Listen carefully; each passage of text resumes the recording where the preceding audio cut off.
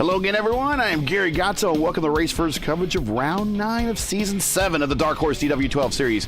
Coming to you today from MOTEGI. Very tricky track here. Joining me in the booth, he's our driver expert, is the Catalyst, Andrew Wood. Andrew, welcome back after a week at Indy, back here on the Dark Horse Tour. A track that you were actually familiar with earlier in the week from another series as well. Talk about this MOTEGI track. It's almost like two different worlds at each end of the racetrack.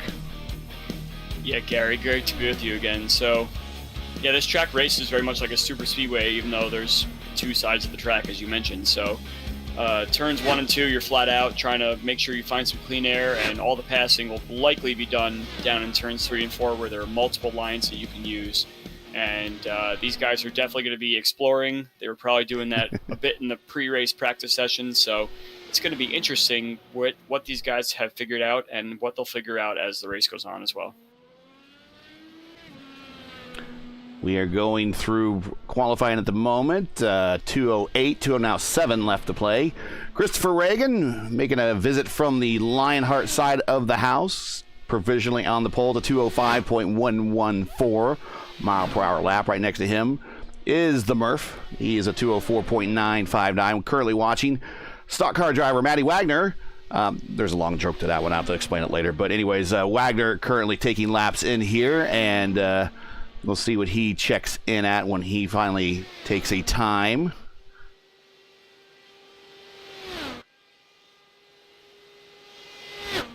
Watch him on the backstretch. Through 3 and 4. This is the tight portion of the racetrack. They have to really slow down, maybe tap the brakes, definitely downshift out to that wall. That wall comes out and greets you pretty quick.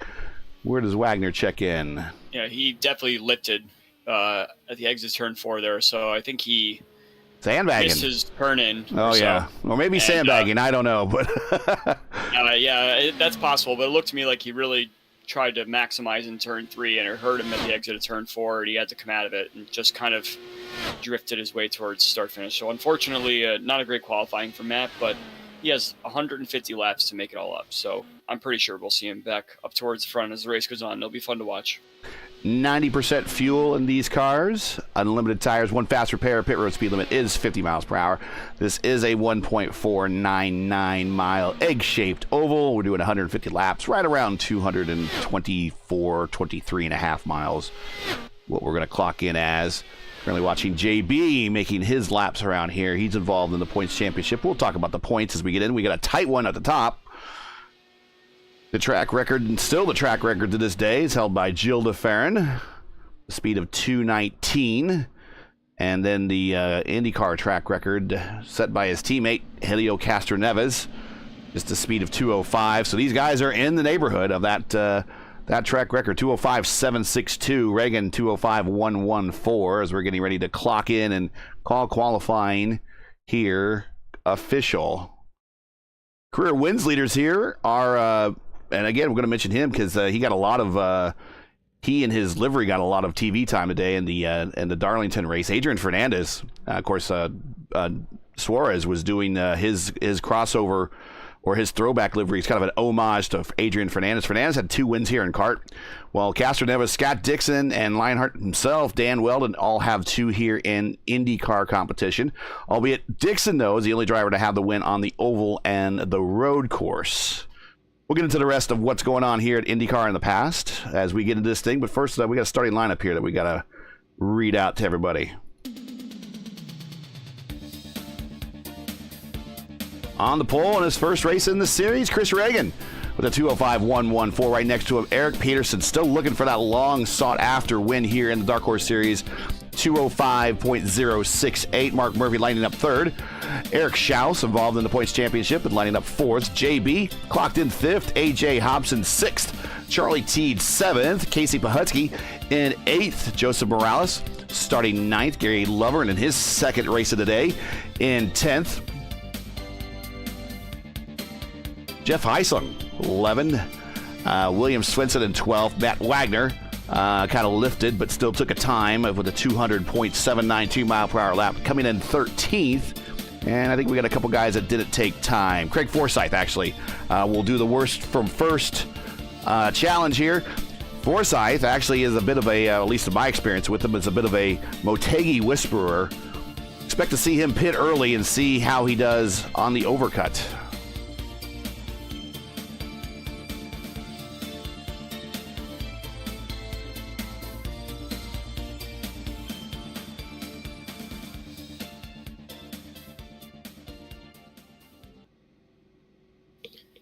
You were talking about Craig Forsyth during qualifying there, and I believe he actually was out of the session early on, so he was probably scrambling to get himself right back in again. But you're right. Craig is a force to be reckoned with in the DW12 cars, so pretty sure that both he and Wagner are going to try and work together to get up front. But as I was mentioning in the pre-race discussion here, it's definitely difficult to try and make moves forward. And also you mentioned the race that I was commentating earlier this week. Charles Teed was the winner of that race, and he is in P7. So maybe we have two Motegi whisperers in the lineup. Yes, we now know that Charles Teed knows how to drive around here. Let's see if he can make his way to the front.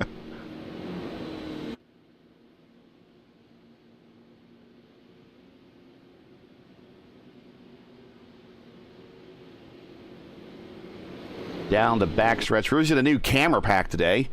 We're using Whiplash cams. So the cameras are brought to you by Whiplash Sim Cams. Check them out at the Twitter link in the description. They're supplying cams for this race for us for a trial, see what we like. So far, so good. Here we go. Pace car is off. Reagan's going to bring us up to speed. Green flag in the air. We are underway. Ooh, right behind Peterson. Schaus going wide. Big, wide front stretch. Here comes Mark Murphy up the middle.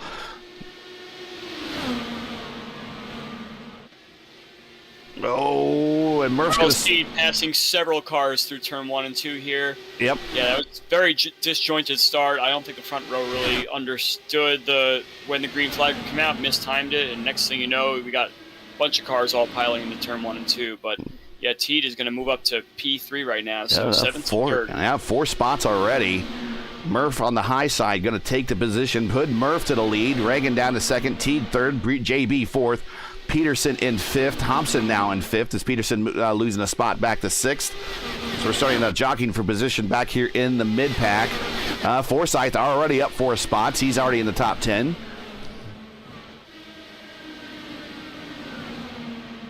Let's bring the ticker up, and there you go.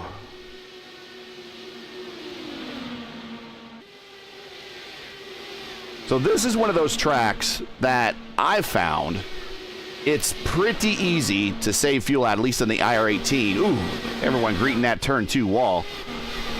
This is one of the tracks that I found that you could go engine map 5 and really keep the car behind you at bay for a very long time. And it's mainly because of turns 3 and 4 and getting around that final turn and getting a run, because your pass for any position really here at Motegi starts with a good run off of 3 and 4. Yeah, it's all about trying to make your way through the second part of the track and set the speed up down the straightaway, which carries you all the way through turn 1 and 2, etc.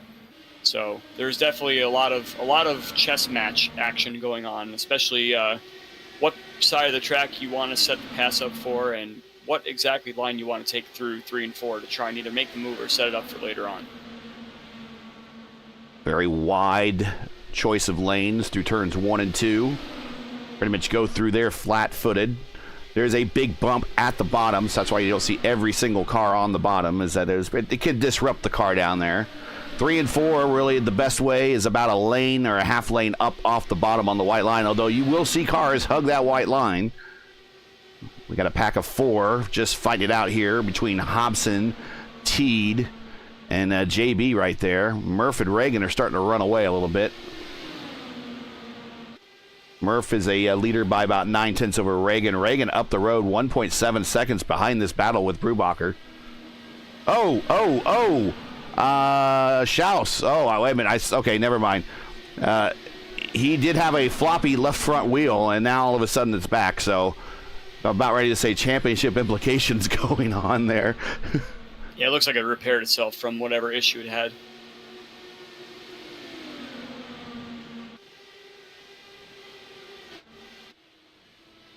Here is the weather information. 106 degrees track temp. That's actually pretty high.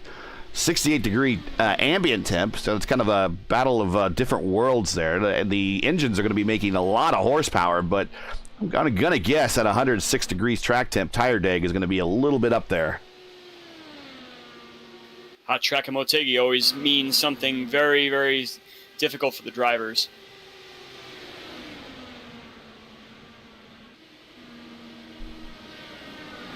Starting to settle in a bit of a rhythm right now. Here's a battle between Hobson and Lovren for 5th. Lovren up to 6th. He's up 4 spots. He's having himself a good start to the race. Here comes Forsyth. He is up 7 spots, up to 7th. Wasting no time.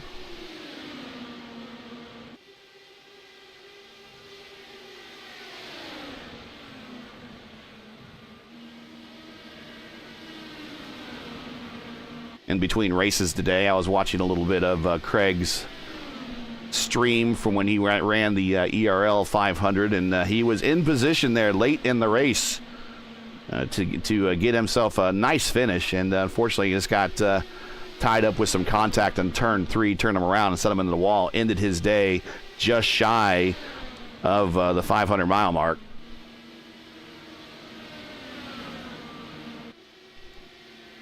A good race. Go ahead. I was going to say, a lot of these cars getting close to that turn 4 wall. Yeah. It's going to catch one of these guys out eventually if they're not too careful. Forsyth now getting around Hobson, move Forsyth up to 5th. So now he sets sail for Teed. Wagner, he's up 3 spots in 10th. And there's his chief points rival right in front of him. There's Schaus. And that turn 4 wall is going to get somebody here eventually. So someone's going to either try to knock it down or that wall is just going to grab somebody. Yeah, and if you try and put a little too much wheel into it, you could find yourself really overusing that right rear tire and spin over to the infield, which is very difficult to save. So it's kind of a matter of how exactly you want to enter, drive through the middle, and then come out on the exit. Do you want to have not so much wheel in it that you're getting very close to the wall, or do you really want to try and avoid it as much as you can and maybe give it too much steering input and then you find yourself spinning? Yeah, and the fear there is, you're right, you spin to the inside, and depending on your angle of attack there to the inside, you could bounce off that pit road wall and bounce right back into the middle of the racing line on the front straight. Yeah, I've done that a couple times myself. It's able to be saved, but it's very, very difficult to do that. So I don't envy these guys right now on this hot track, trying their best to protect that right rear. These are very high speeds that we're going, and 150 laps of this, it's going to take such a big toll on these guys today. Murph up front. Lap times are already down to 200, so they're starting to slow down a little bit. With the tire deg, 14 laps into their first stint, 14 of 150. Thanks for joining us, everybody. Do want to shout out today's coverage has been brought to you by 4D Racewear. Check out their line of made-for-sim racing gloves, shoes, and apparel. Visit them today at 4dracewear.com. Or click on the link in the description. If you enjoy RaceVerse coverage of the Dark Horse DW12 series and respect the stream, please do us a solid. Make sure to support us by subscribing. While you're at it, don't forget to smash like and click the bell so don't miss out on future RaceVerse iRacing broadcasts. And this is one of those weeks where we have something every single night of the week. As closer we get to Indianapolis and for the real NTT IndyCar series, the more our schedule starts getting packed up. And this is kind of the start of that schedule this week. Hobson going slow down the backstretch. Maybe did we kiss the wall? Watching the battle for third now, JB and Charles Teed, and now we got, who's this, Forsyth? Forsyth, yeah. All the way up from the back of the field now, threatening the top 3 here. Teed was not able to hold on to that third position a couple laps ago. He really fought JB hard for it, and that just brought Craig right into the mix. And now Craig is going to really work hard here to pick up that third spot, and I think he's got it. Yeah, he's well into that third spot. No surprise, he has the purple lap right there. You can see on the tree, the 3 next to the 63 on the tree to the left. With Forsyth in 4th. That purple 4 did a 27.2. It's getting very hectic down here at the bottom part of the top 10. We got cars kind of shifting spots every lap here. Some people taking spots, some people taking spots back, and that's the beauty of a track like Motegi. It races like a super speedway, so it's very easy to pass someone and then kind of like Hanford device syndrome here, to use a 90s term. You can get them right back again. So Wagner's in P8 right now, going for P7 against Gary Lovern. Couldn't quite get it done, but Peterson has dropped back since the beginning of the race here, and looks like he may lose a couple more spots if these guys can find the line and get by him. Schaus looking down the low side, not able to make it work. Bill still stay in the draft, going down the front straight. Getting underneath Lovern.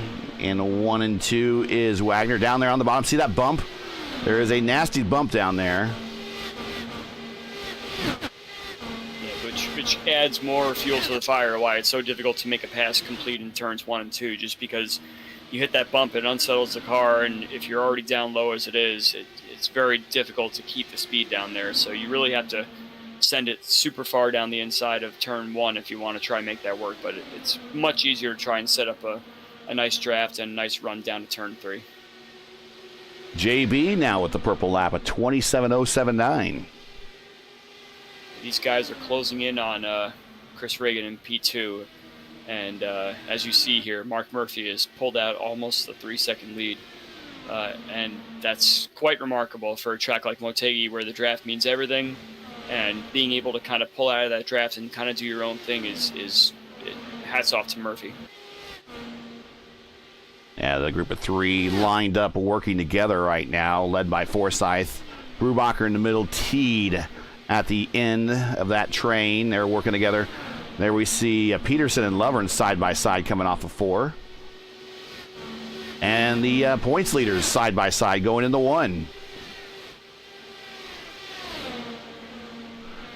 Yeah, these guys continue to go at it lap after lap. Schaus, Wagner, Gary Lovern up ahead. Peterson is kind of in the way, but he is the bridge to the next group up ahead of them for the draft. So I'm sure Gary is very comfortable just staying right where he is for the time being. Perhaps they can try and make some inroads on that group ahead a little bit later. But yeah, it looks like Schaus is coming through now. Here's Schaus. Run on Lovern underneath in 1 and 2. Low line's not necessarily the fastest line, but it's making it work right now in 1 2. You can carry a lot of speed on the high side. Lovern's showing it right there. A lot of speed on the high side, especially on corner exit in 1 and 2. A lot of banking down there. It doesn't look like it, but there is. Not a lot of banking down here in 1 and 2. Got to kind of hold your breath a little bit if you're taking the high line, especially midway through the corner like Lovern did, because that turn 2 wall comes up very quickly. Now we're thinking about going 3 wide. We'll just stick 2 wide here. Wagner decides to follow someone he wants to follow through. And as you remember last week, these 2 guys, Schaus and Wagner, had quite a bit of consternation with the pit road situation and everything. So from enemies to friends, they become as they drop Gary down to P9 now. Side by side through 1. We'll show you the points just momentarily as we are watching this. There's only a couple more rounds left in the championship. This has big implications. Every little point is going to matter at the end of this championship. And we only have a couple more, 3 more rounds left, including the Indianapolis 500 next month. And coming up after this will be New Hampshire, then Fontana. As that battle has kind of simmered down for now. But here is the points situation with the series. And we'll turn off that up overlay there so we can see the...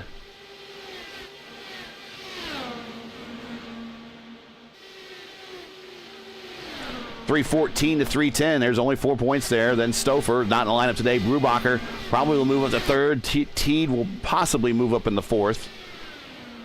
Forsyth, Peterson, Pahutsky, Cone, not in the lineup today after his win last week. And Santos also not in the lineup.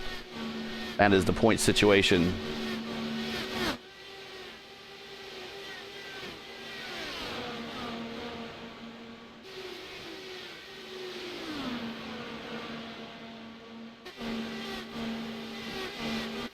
And we'll take a look. Go ahead. I was going to just comment on the points here. I was myself trying to find exactly what you were looking at. But yeah, it looks like a 2-horse race here. Unless things drastically change for Eric Schaus or Matt Wagner, those two guys are going to be going forward to the end of the season here, as Christopher is not here this evening. But Jari Brubacher is in a good spot. He can pick up a win or two and perhaps make it interesting. But I imagine it's going to be just the top two here.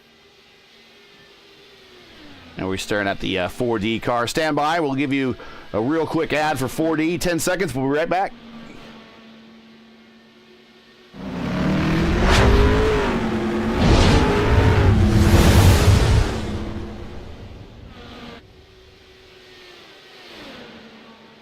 And we're back. Be back.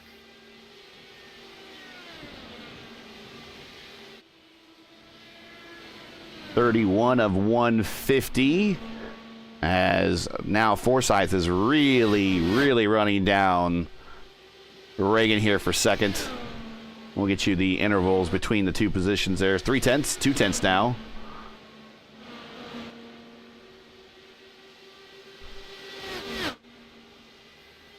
Meanwhile, up front, Murph is leader by 3.8 now. As we are, I would imagine we're getting to the verge of getting to our first stop here soon. Yeah, this is an interesting way to break this race up. 150 laps, it doesn't really fall into any windows or anything, so some of these guys could pit a little early if they wanted to, but I imagine that no one's going to want to pit early and then risk going a lap down. So it's going to be a dominoes falling situation. Once one car goes, we're going to see a bunch of them, because if you're left out there on the track, you risk another yellow situation, which will lose you all the track position. So once one pits, they'll all pit, as they say. Yeah, and fresh tires are incredibly fast around here. We just saw Forsyth get around Reagan, move him up to second, up 12 spots. 3 wide into turn 3, we got Schaus almost peeking down Matt Wagner and Eric Peterson, but Schaus backed out at last second. But this battle continues to be spicy. Now they've dispensed of Gary. Matt and Eric are now trying to get by Eric Peterson.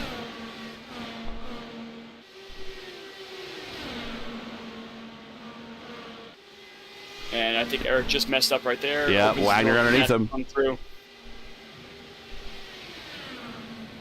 The way that Eric's car just got a little loose there leads me to believe that these guys' tires are starting to become an issue now. So let's watch out for that turn 4 spin situation, because if it's going to happen, it's going to happen soon. Track temperature is down 97 degrees. Keeping an eye on possible turn 4 incidents. Here comes Schaus now around Peterson to the inside. Both cars very loose in the mid-corner. Couldn't really make any hay there for Schaus, but he continues on without losing the car. But yeah, I could tell just watching a few of these cars here, it's getting a little loose out there. Let's ride with Schaus. Hear him in the throttle, 100% coming off of 1 and 2. Run down the backstretch. Down 2 gears. Oh yeah, you see Peterson waggling a little bit in the back there. I think Schaus got a run on him now. Going to stay high. Cuts down. There's a bump. Yeah, a series of bumps right there in the bottom. He grabs another gear.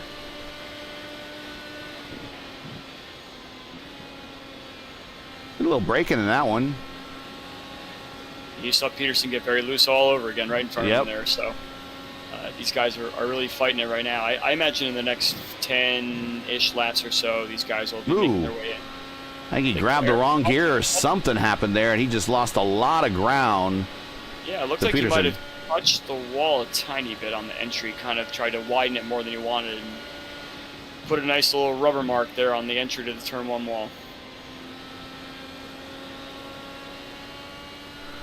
Take a look at this battle further up front with Wagner. I was going to say, this track is very wide as it is, and I don't know why he'd want to make it wider, but here we are. Wagner on the high side of Brubacher. clear of that action and move Wagner up 8 spots to 5th. Next on his list is Charlie Teed, who is currently holding down the 4th spot. Reagan back to 3rd.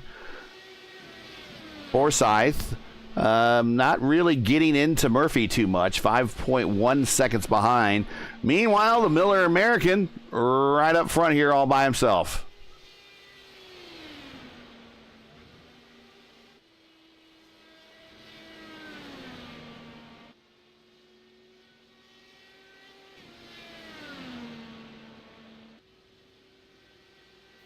Looks like we might have our first pitter, Matt Wagner. Oh, he has messed it up. Yes, he has. Man, he better watch out. Someone's coming in with him. Let's see when it comes off the. Oh gosh, it just comes around on him. Yeah, I think he misjudged the banking there a little bit, and well, didn't even get to the banking that he wanted to get to, and then he realized he was going to be loose on his way in. So, unfortunate for Matt there. It's going to be very tough to recover from. He'll need a caution. Now, watching A.J. Hobson now. He's down and away. First stop done at 43 laps. Looks like Forsyth is setting up to come in right now. As I said, he's also very, very squirrely. And Caution. Exactly what Matt Wagner did not want to see. Oh, and it's our leader. It's Murphy. Oh, yes. So he was coming down the pit road here. Track temp back up to 105, so the sun is out. So you're trying to brake mid-corner. The car is not handling already, and whoa, the back end comes around, and we are cautioned on the racetrack. That is actually probably a savings for him. He might be able to still pit. He's going to stay out, though, but he's still be able to still pit and then try to recover back on the racetrack. But he got lucky there, but unfortunate as he was trying to come to pit road, the back end coming around. So 2 incidents coming to pit road, 1 on pit road, 1 coming to pit road. That was such a crazy pit sequence right there. We only got to see a couple cars come in, but it was it's proving very difficult for these guys to get into the pits. And I don't want to say that they didn't practice the pit entries during the practice session or anything like that, but it does seem a little strange that these drivers had such difficulty. We saw Wagner with his spin, we saw Forsyth with his almost spin coming in, and then Murphy didn't even really make it down there. So lessons learned for these guys. They'll know better for next time, but the guys who didn't even get a chance to pit, well, hopefully they figure it out. And we just saw Schaus just have to reline himself up to get service done in his car. So I think he's going to come out behind some folks that he came in front of. Yeah, I think he might have lost a spot there on pit road. But Schaus now in 5th, Pahutsky 6th, Hysong coming out of pit road 7th. Murph, he is still on pit road, probably taking a breather at the moment, but he is down and not quite away yet.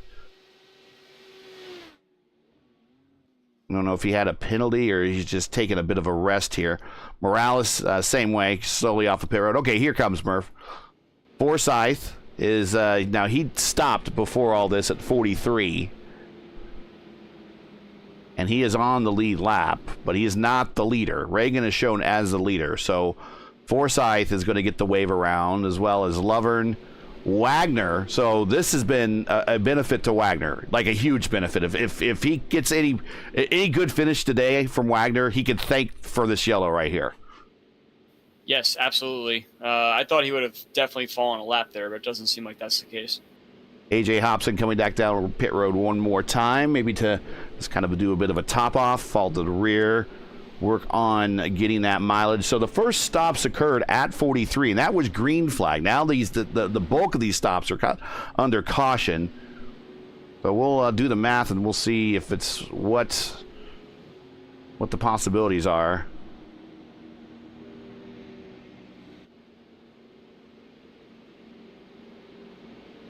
And if they're going to do every 43 laps, that's 3.4, almost 3.5 stops. So right here, this caution is actually making that maybe closer to 3 as they're trying to save fuel. That definitely is. I agree with you there. These cars could have gone a little bit longer, but some cars were trying to kind of stop a little bit early, which allows them the opportunity to reset their stint distance a little bit earlier. So whereas before it might not have been a fuel save race, it seems like we might be in that situation right now.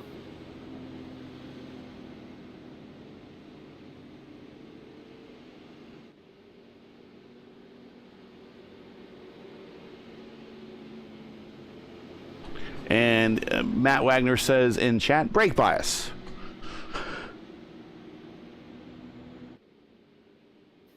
Yeah, if you want to, you're not using the brakes at any other point during the race, so you want to set your brake bias for your pit stop. So I don't really have much of a response to that one. Well, all of these cars that are in front of Reagan will get the wave around, and they'll go all the way to the back of the field. So fortunate, very fortunate for Wagner and also Murphy, and they will kind of resume their assault on this lineup as soon as we go green.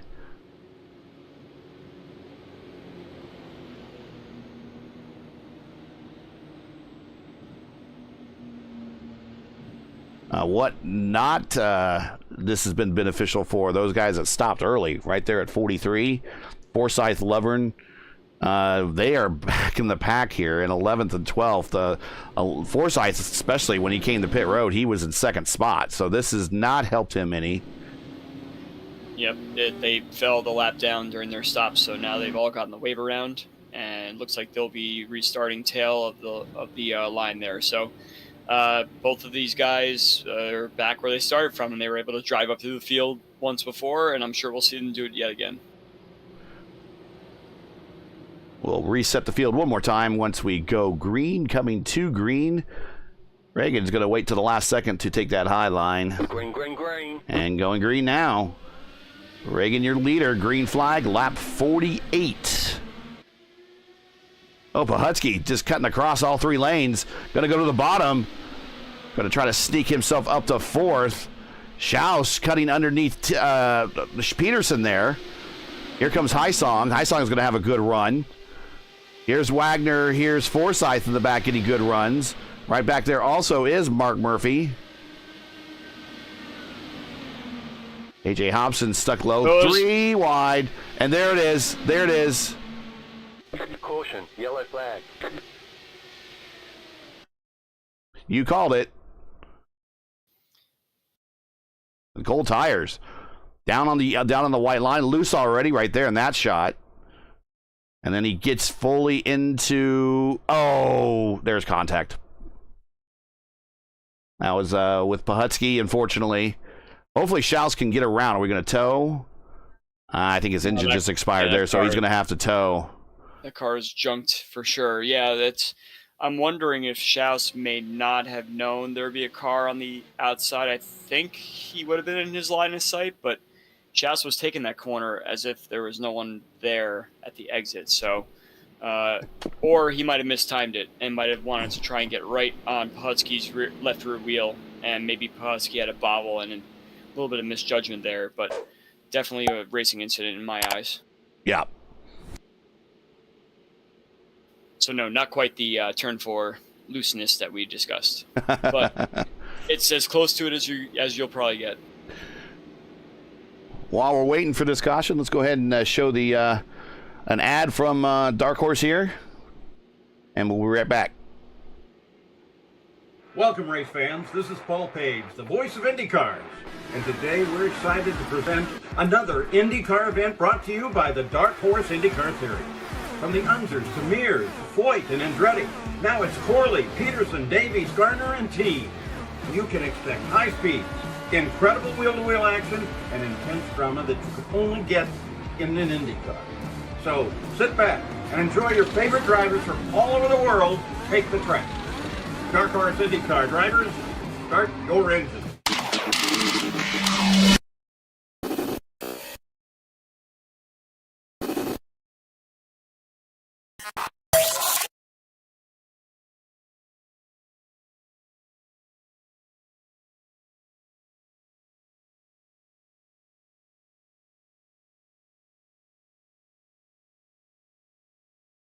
Okay, yeah, I'll just jump back in. Be back in a bit. All right, technical difficulties going on. We're going to get that straightened out, but we are back here at Motegi under caution here at lap 51 with an incident between Peterson and our points leader, Eric Schaus. Schaus had to tow to pit road. He's back underway. He does have the fast repair, but he is now down 2 laps. Now, the good news, he's the only car down 2 laps. The bad news is he's the only car down 2 laps. And in a field featuring only 14 cars, we're not going to see a lot of cautions. So he needs 2 cautions to get back up on the lead lap. Jari Brubacher is your leader. We'll see what happens with the pace car as we come down. We're seeing the Pahutski coming to pit road. Actually, it was Pahutski, excuse me, not Peterson. It was Pahutski that was involved in that one. Lights are still going on the pace car. Now they're off. And we are going green next time by.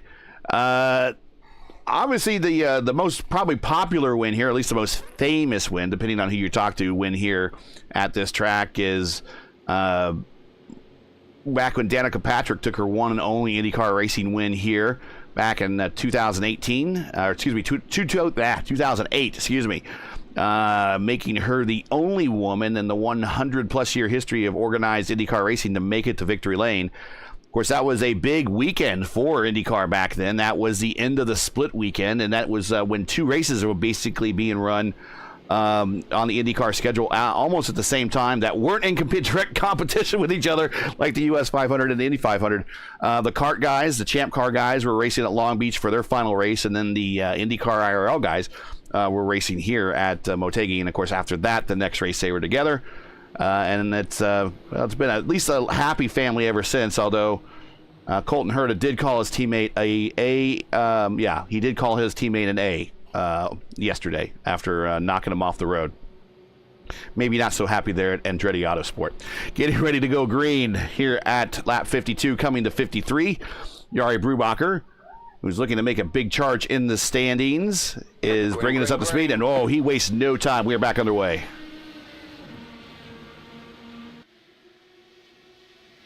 We're seeing the Dragon.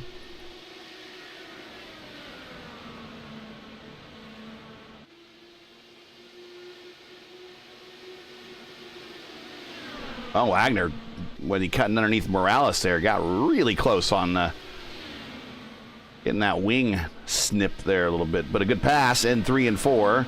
Move Wagner now up to 10th. Here's Murph and Forsyth. Forsyth was moving on up until that caution, and then because he stopped early, and then the caution came out, that caught him at a bad time. Oh, Wagner getting 2 positions at once between Lover and Highsong. Washed up, though. Lover's going to get a good run on the low side. Might get that position back. Wagner's going to stay up high in the bank and get a good launch down the backstretch. Going to cut down, make sure Highsong doesn't get that run on him. Now he's going to get the run on Lovern. Come to the inside in 3 and 4. And once again, Wagner getting the position. This time not pushing up. Right in front of them. They're starting to separate. There's a little bit of action going right there. Hobson, Peterson, and Murphy. Murphy, your early leader, dominated the first stint.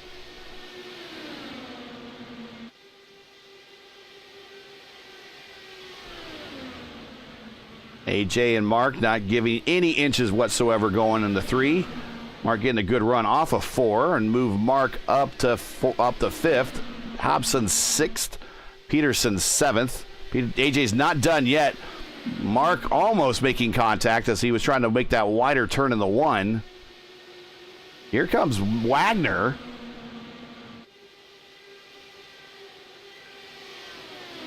Morales on the inside here of Highsong.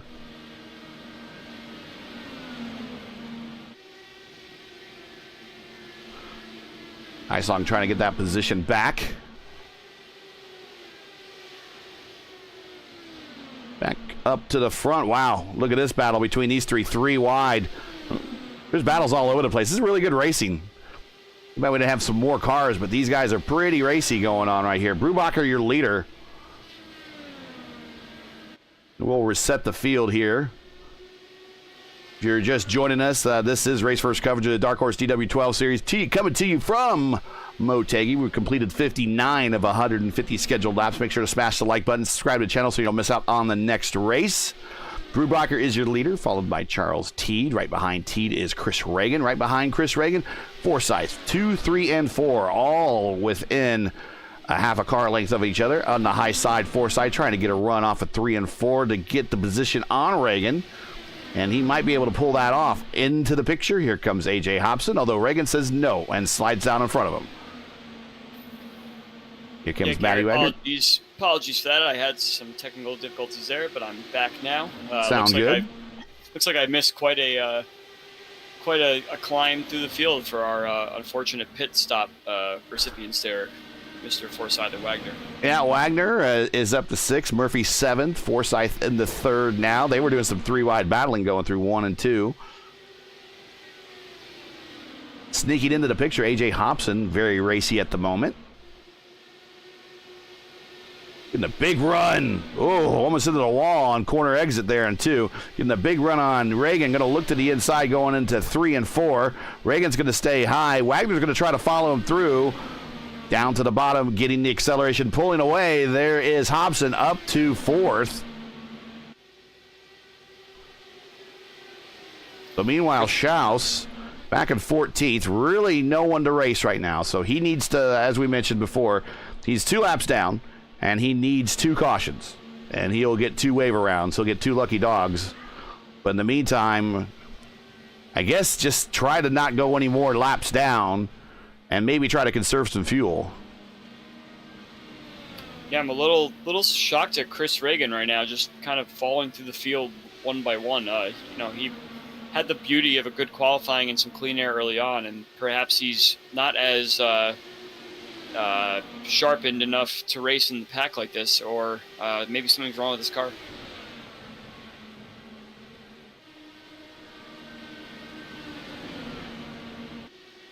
So Chris has been racing as of late over in the ISRA, which is Internet Sim Racing Association.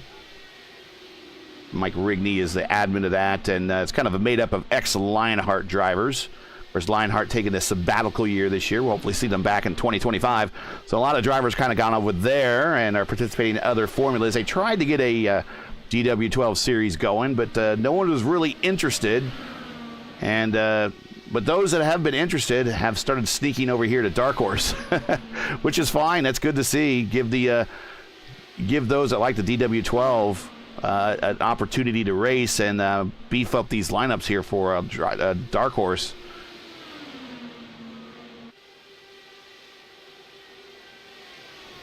Everyone seems to kind of be settling into a single file line right now.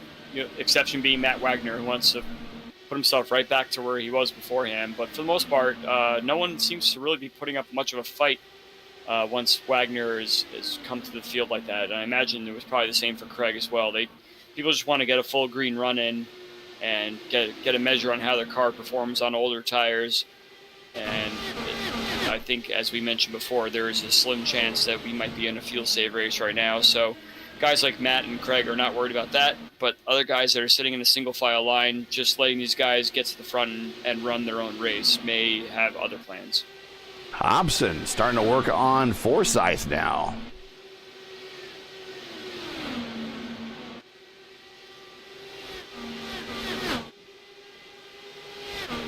Hobson just kind of quietly having another one of those kind of A.J. Hobson sort of days. Aggressive when he needs to be, but then when he gets to a spot where he's very comfortable, as he almost hits the turn 4 wall there, he is able to kind of just hang out and figure out how the rest of his race is going to go.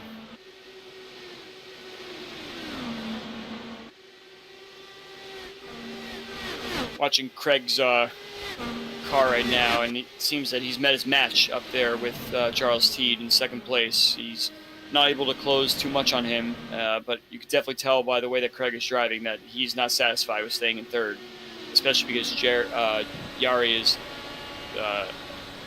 pulling away little by little here. Yeah, Yari leader by 8/10 right now.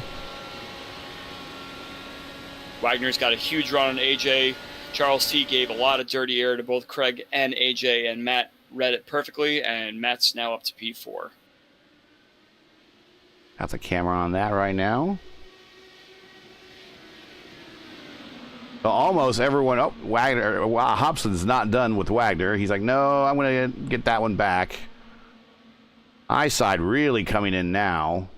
Right, as you mentioned, it's very difficult to make that pass in turn 1, especially with that bump underneath the middle of turn 1 and 2 there. So you really got to try and set it up for turn 3 and 4. Matt keeps it mid-track and kind of ruins AJ's arc on the exit there. So Matt will stay P4 for now. Let's ride around with AJ. Kind of, no matter where he went on that lap, bottom line, middle line, high line, he was going to have dirty air to contend with. So hard to find a really nice line around turn 1 and 2. You have to commit on the entry of what line you're going to do. You can't adjust it in the middle of the corner like we saw with Gary Lovern in the last stint there, because you risk just kind of missing the exit and pinching off a lot of your speed. But you can never go wrong with trying to give a little bit of a breather on the entry to turn 1 and go low, because you can always kind of feather your way through it and make sure you still have enough speed on exit. We're watching a side-by-side battle between Wagner and Forsyth from A.J. Hobson's point of view. And, yeah, see where both these cars are in front of him? He's getting nothing but dirty air, and he's not really gaining on this battle. He's kind of losing now. He's going to gain it right back up on the straight here. Oh, and he sends it into Wagner down low. Wow, I didn't expect that one. Side by side coming off the corner. There you see, giving him room to Wagner.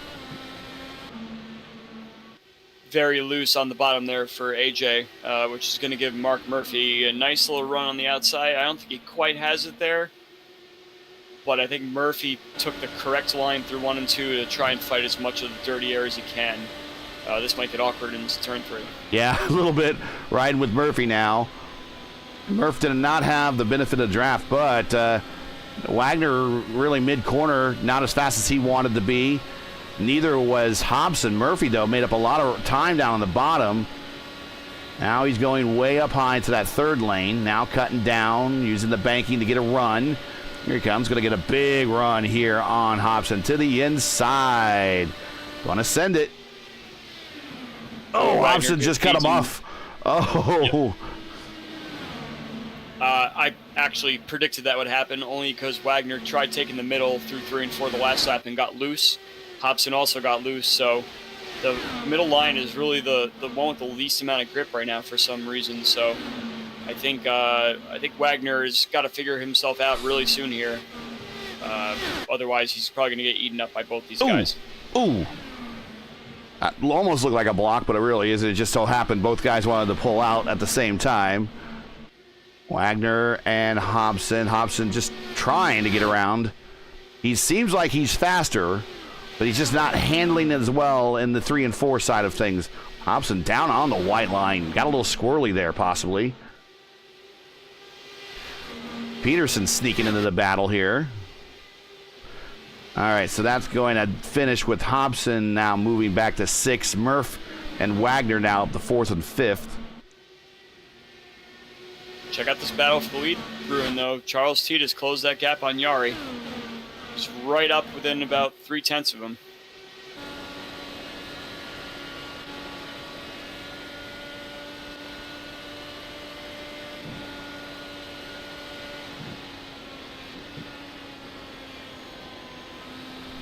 Looking out the back of Brubacher.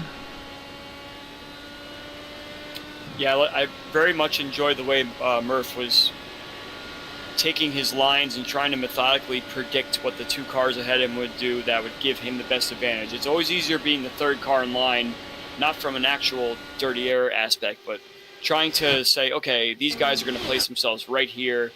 Where can I lift and where can I put my car to make the most out of that situation? Now I want to see if Charles T has the same sort of mentality albeit with one car ahead of him, not two. But if he's able to kind of like go inside here, outside there, alter himself a little bit, or if he has to have found something in order to close that gap, he did. But now we see Jari is starting to pull it back away again. So I very much enjoyed how Murph did it before, and I'm wondering if Teed has that same amount in him to figure that out for the end of the race here. There we have the reversed roll bar. Looking from our leader back to P2. Brubacher with the purple lap still, 27.079. We can translate that for you. We got right here, best lap, miles per hour, 202.384. 202.384, nice lap. Very few cars in the 202 range. Now he's doing a little bit of a weave down the front stretch. Let's get back while we're watching this battle. I see another battle in the back there looking very spicy, and we want to look at this battle between Forsyth and Ryan Murphy as they're side by side in 1 and 2.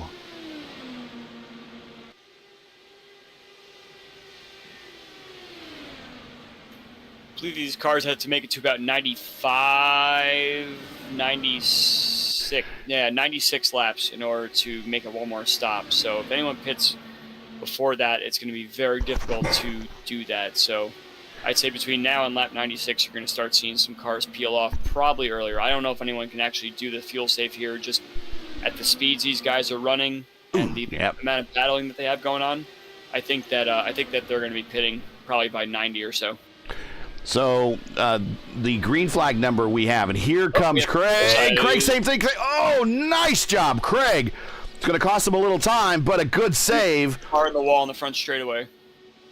Reagan.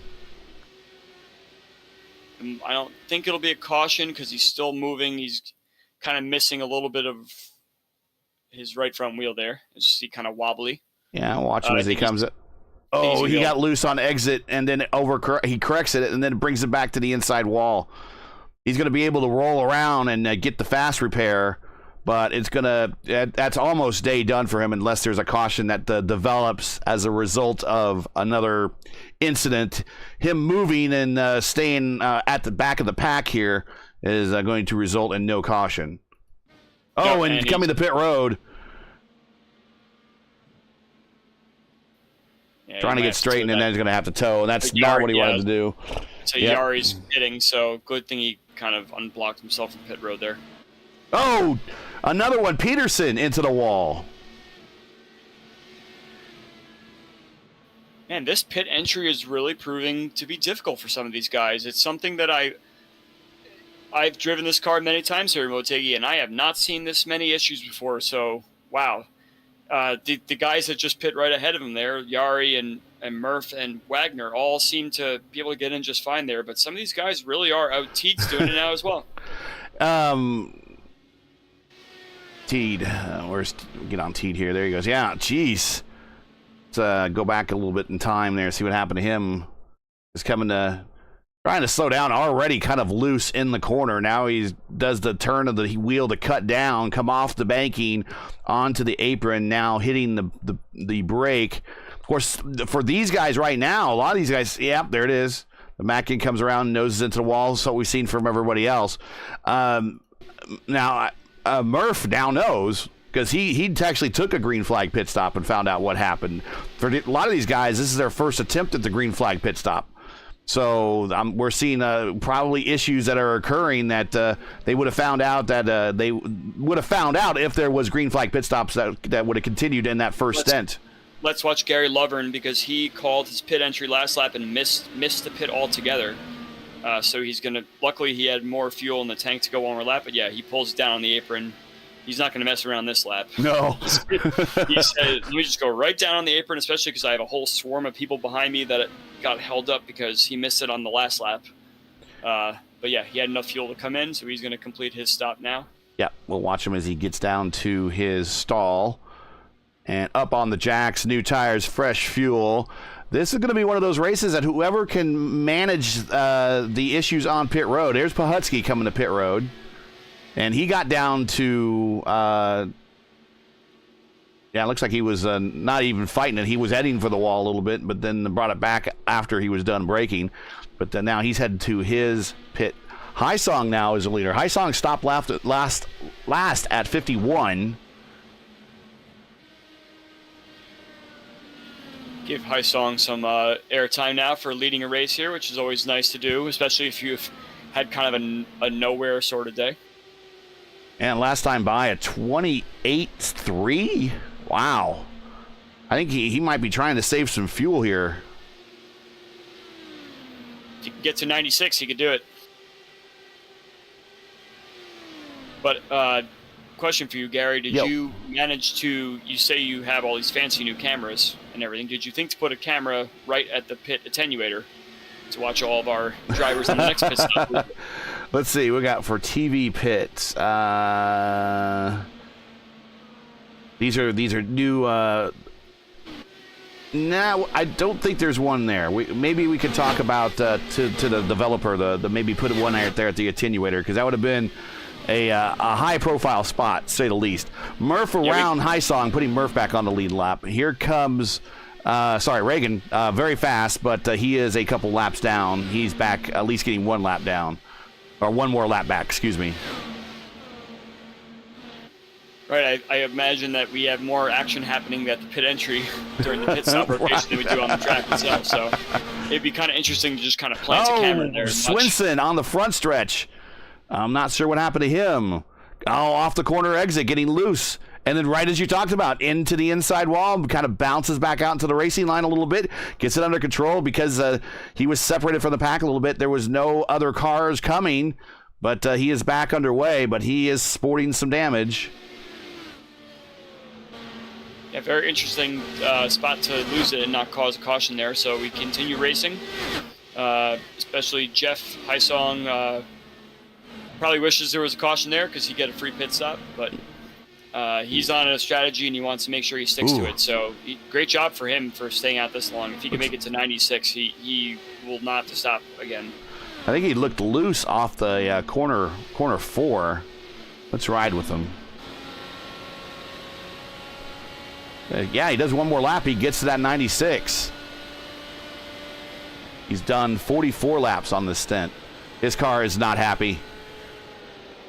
There it is. There it goes. There it goes. There it goes. The yellow flag is And out. that's going to bring out the caution. Maybe to his benefit.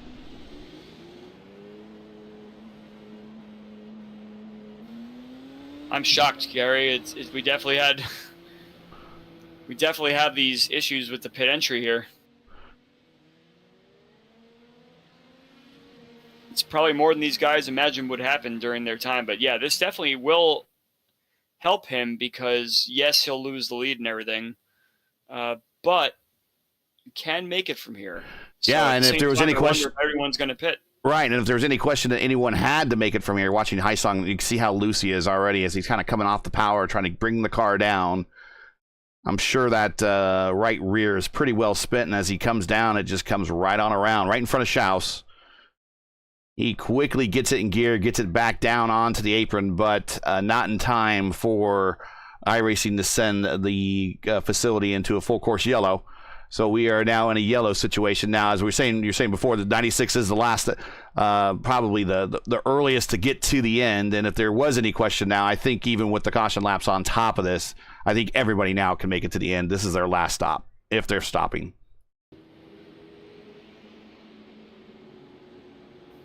Yeah, I'm trying to crunch the numbers in my head right now. I'm not really sure what the best strategy is from here, just because if you stay out, you'll get the track position and you can get the clean air. But if you don't pit now, later on, you're going to give up the track position. So yeah, I think the best move is for everybody to pit right now, but some people may not feel that they can make it with 46 and now whatever the caution laps is, laps to go.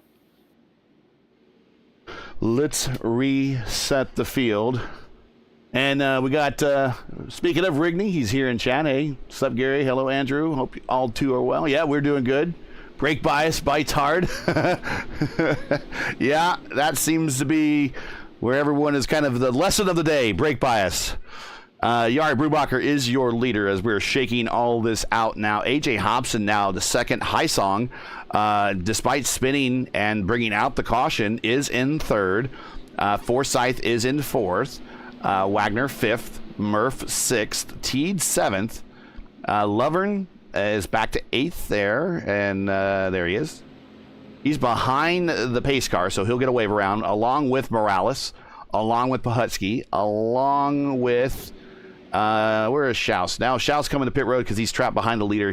I was thinking maybe he might get a wave around, showing him one lap down now. So he managed to get one back, but I think he's going to lose it here when he stops. We'll see. William Swinson also 1 lap down. Chris Reagan 2 laps down. Eric Peterson 6 laps down. I think he is repaired in the way he will get a wave around here as he's in front of the leader.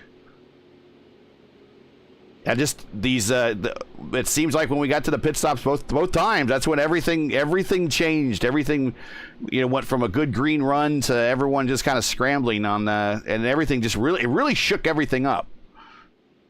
I've never seen anything like this at Motegi with these spins on pit entry, but it's not just like once or twice. It's pretty much 2/3 of the field has already seemed to get either a half spin or into the wall entering the pits. So very interesting. I don't know what to say, actually. Track temp is 104, air temp 68.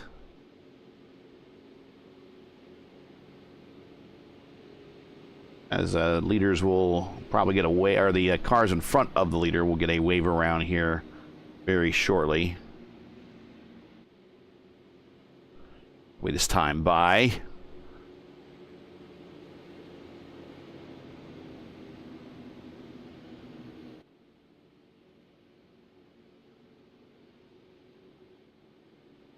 Swinson coming to pit road. Here comes Haisong. Haisong's going to come to pit road one more time. Maybe a little top off there. Maybe this is his stop. Maybe he just had to get in line and... No, he has stopped already. Okay. It doesn't hurt to top off, though. No. Less fuel saving.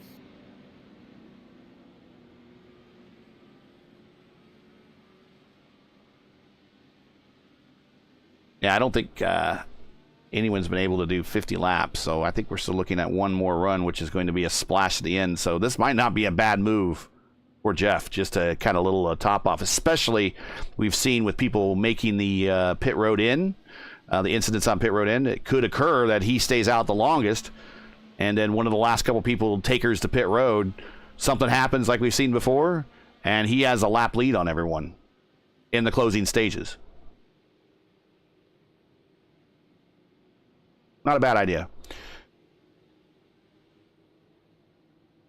You're right, Gary. I can't do math correctly, so it should have been more like 102 to make it not 95. That's all right. That's why I got a calculator open on my desktop, too. Just to I mean, I'm telling you, I've had quite an evening so far trying to get my technical stuff worked out, so not really thinking fully with math right now, but it looks like... Yeah, you're the driver expert, not necessarily the pit expert. Yeah, fair enough. Green flag in the air as Brubacher does the snake on the front stretch to try to break the draft. We have a lap car in between first and second. That is Chris Reagan, who started from the pole. He does have pace. He is no slouch. This is going to be a good run between these guys up front. I think really Reagan wants to get back on the lead lap. That is going to be key for him, or at least get a lap back. Here comes both of them. AJ to the bottom, getting chopped off by Reagan. Wow. Sure, AJ did not like that. Oh, they're side by side. Forsyth and Wagner.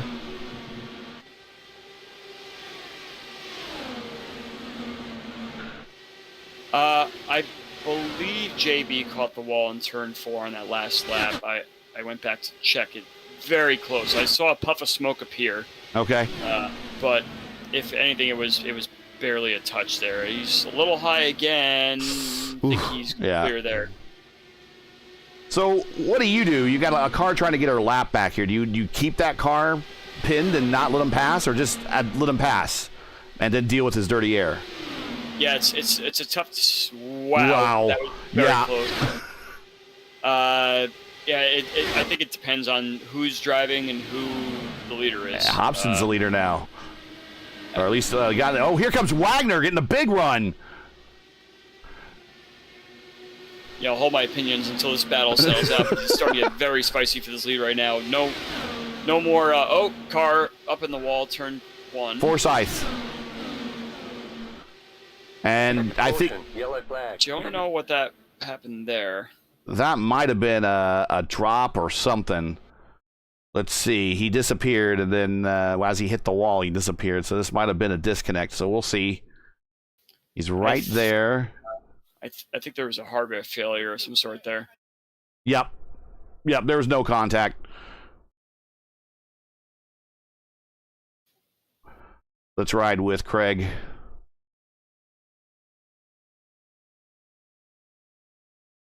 Here we go. He's into the side. It's clear into the inside. There's no contact there. Nothing. Just car. It's like he blew a tire. Just right up into the wall. Yeah, we'll go with that. That is that is what we call a mechanical. So we are back under caution as we see the flagman and the full course yellow lights flashing. Brubacher, your leader. And this is just helping these cars get deeper into this run to try to make it without doing another stop. I think the leaders will stay out, but if I was further on back, I'd stop and do a top off. Well, nope. He's like, no, I'm going to do it. I can't make it. Let's go stop now.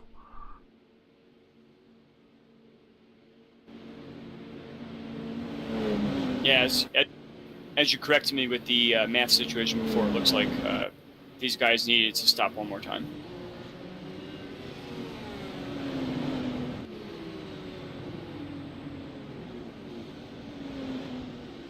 This is the pit cam available to us. Watching the leader, Brubacher, getting the service done, down and away.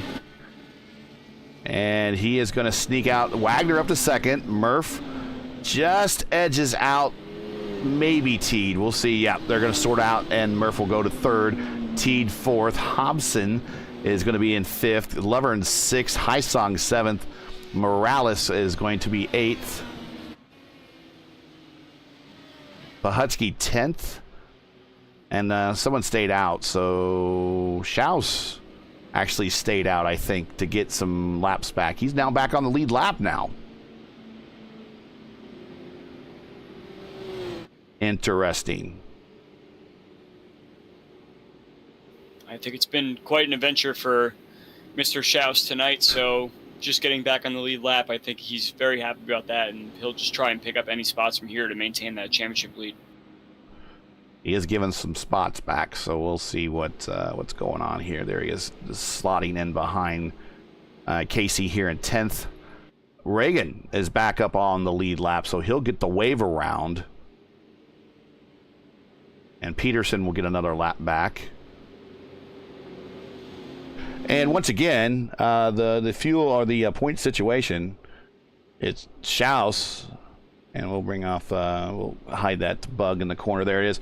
With the 4-point lead over Wagner. Again, Stouffer not in the lineup tonight. Brubacher, your leader, looking to capitalize the most out of this. He will not catapult into the lead, but he certainly will catapult to third spot, making this a bit of an interesting run down the stretch for him. Teed is in fifth.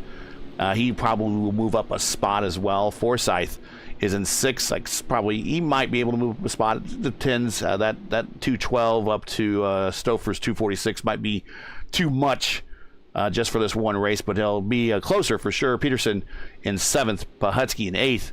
Cone not in the lineup in ninth. Santos not in the lineup in 10th. Eckert not in the lineup in 11th. So Gary Lovern in 12th will eat into their leads as well. Mark Murphy in 13th. There you see Kane, Swinson, Hobson, Herrick, Corley, Hysong, Morales, and Peguero. Happy Mother's Day to all the moms out there.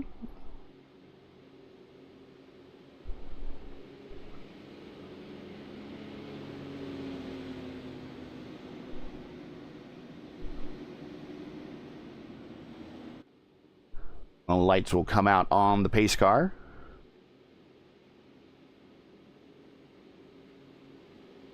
Craig's CPU froze. It was mechanical. Speaking of Rigney, what did I miss? Well, we were talking about, we see Reagan here with the Lionheart on the side of his car, but we also said that he participates in the ISRA. And we tried to get a DW12 series, so there's a little bit of still people out there like the DW12s. And if you're interested in the DW12 race, and come over here to Dark Horse. 3 more races left this season. New Hampshire, and then Fontana, and then finish up at the Indianapolis 500. Of course, this is a free car, so you already have it in your garage. Might as well use it.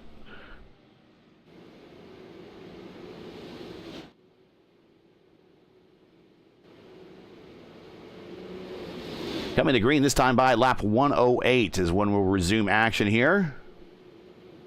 Who can make it, who cannot? I think we're going to have a nice batty restart, as we saw with Wagner, Yari, and the lap car of Reagan before. These guys are ready to fight. So let's unleash it. Brubacher, Wagner, Murphy, your top 3. Here we go. Green, green, green. And Brubacher to the bottom of the racetrack, trying to break that draft, but really Wagner and Murph did not come along. That's kind of, sometimes when you do that, you kind of scrub off speed more than a little bit more necessarily than you need to, especially trying to come up the speed. But he holds the lead. Wagner trying to run him down. Murph with a big run into 3. Murph backs off. Teed got a good run in the entry there, and almost he had to back up a little bit as he. Kind of a bit of an accordion action going into 3 between the top 2, 3, and 4 drivers there. Yeah, I think Teed is the one that wants to make the moves here, especially as he raced up in the top 2 before. It looks like Wagner is going to make the move here.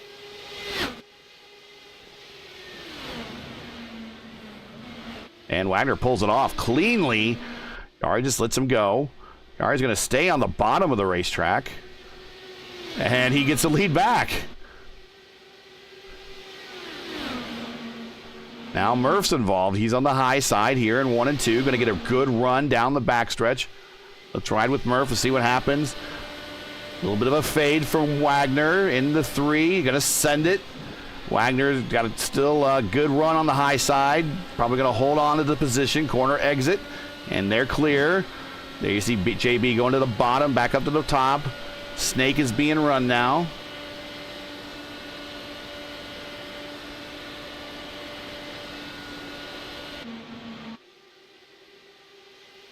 Top 4 have kind of broken away, although Lovern very racy with AJ Hobson down low. Move Lovern up to 5th. Yeah, not far behind is Mr. Schaus. He's now back on the lead lap, and he's within striking distance of this group that Gary Lovern is now leading.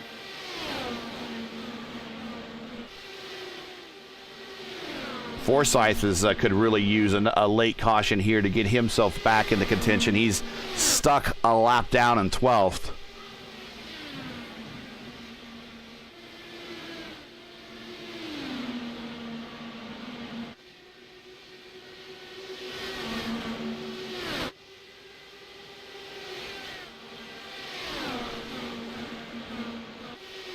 Lover and Hobson, very racy.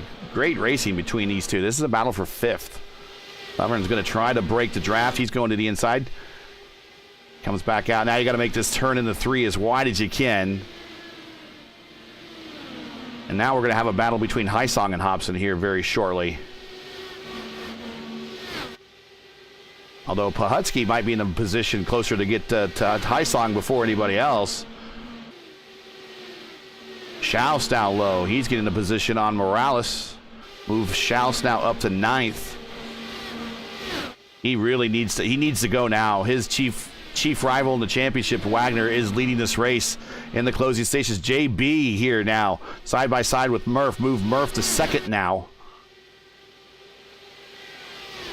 I believe Schaus has now made the move ahead of Morales. Now he can go chase Pahutsky and Hysong. Comes Teed on Yari down into turn 3. So much dirty air down there where Teed is. I don't know if he could hang down there as much, but I think Yari had a bobble.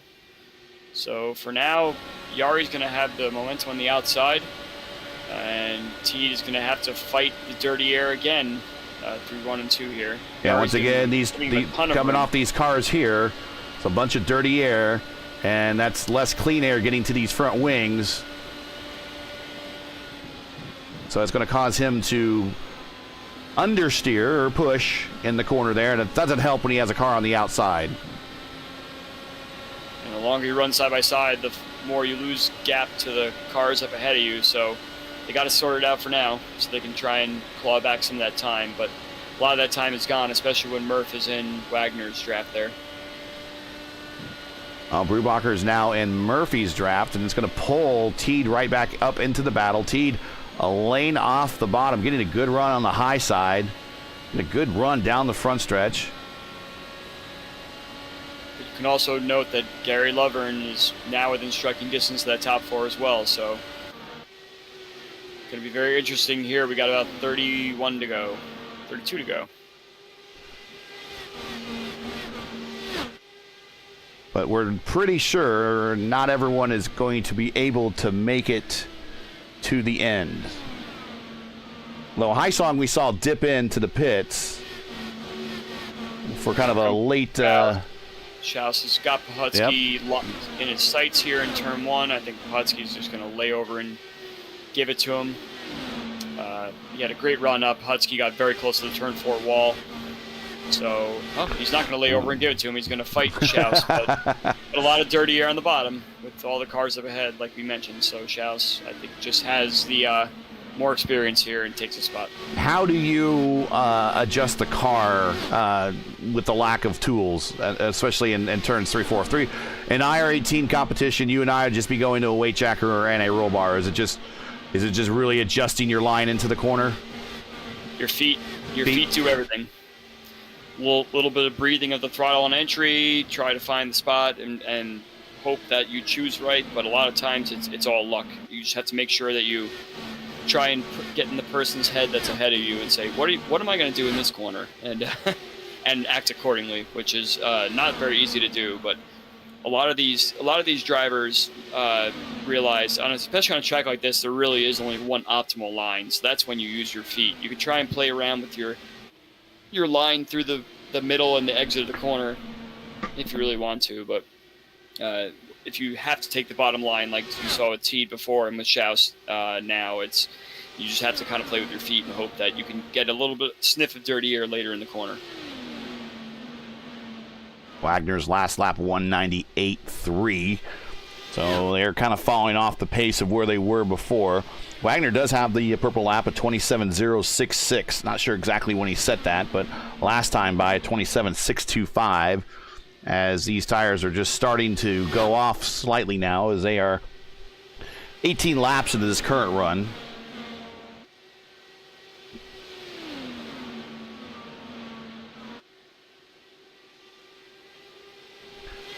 Again, next week, the series moves to the 1 mile oval. Last 1 miler of the season at New Hampshire.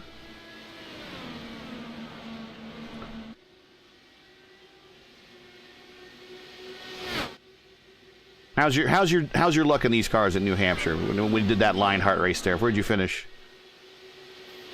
I don't remember. I finished 12th, and I was being dogged by the entire last stint by Nick DeGroot. I never raced an entire last stint so hard ever at New Hampshire.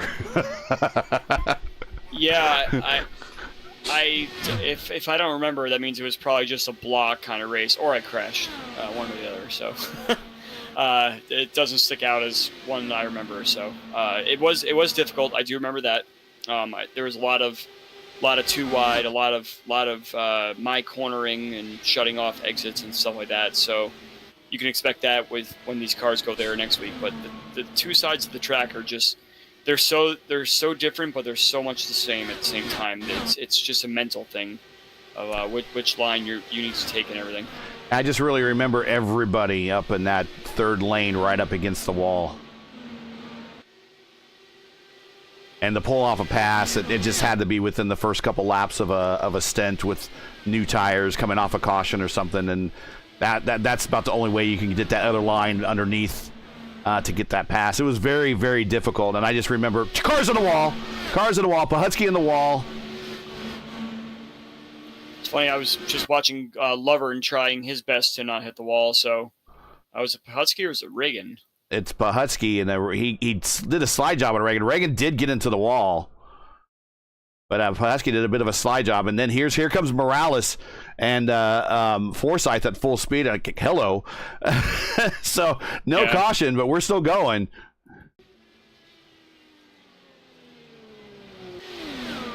Yeah, I just remember that race at New Hampshire. In the closing stages, everyone was just racing very, very, very, very hard. And here's a pass here for the lead. Here's Murphy to the inside.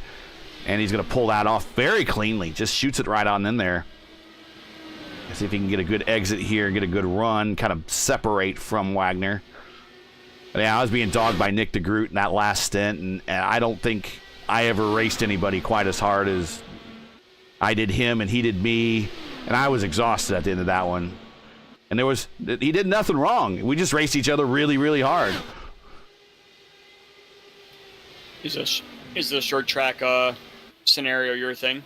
Is that why you raced him very hard? Because you felt like you had something going there? I think kind of one of those things that I worked with a couple of teammates kind of into the top 10 and on the verge of the top 10.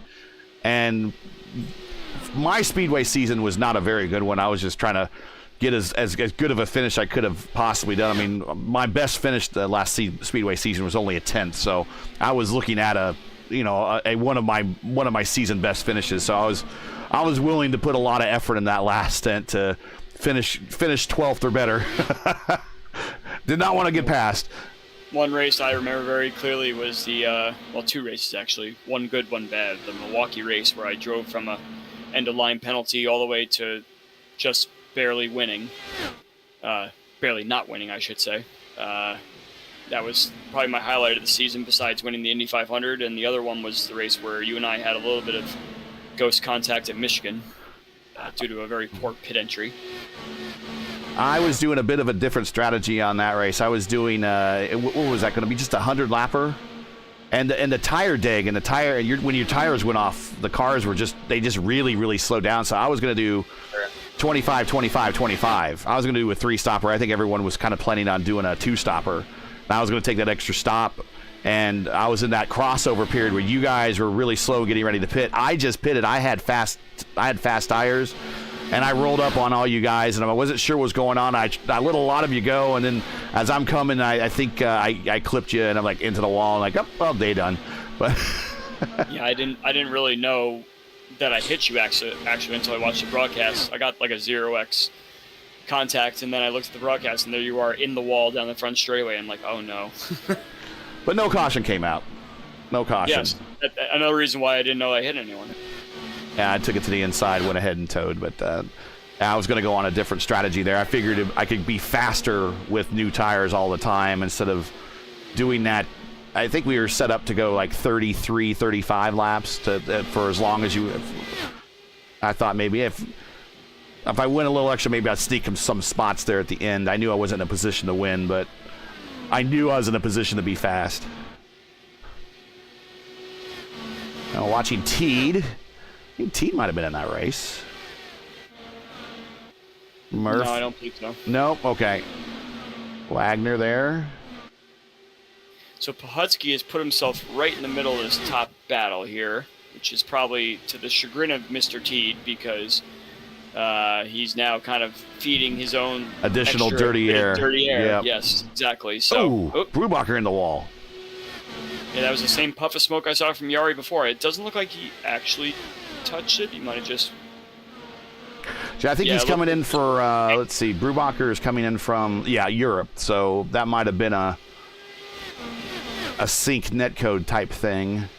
Let's go take a look from Teed's point of view. Here he is. And look at the action here in front of him. I mean, he's got car on the bottom, dirty air, car in the middle, car up high, dirty air. I mean, he's got nothing but dirty air hitting the front of his car.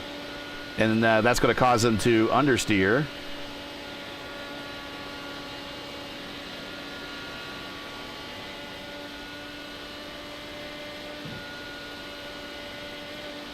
These laps are really ticking by right now. We only got 14 to go. And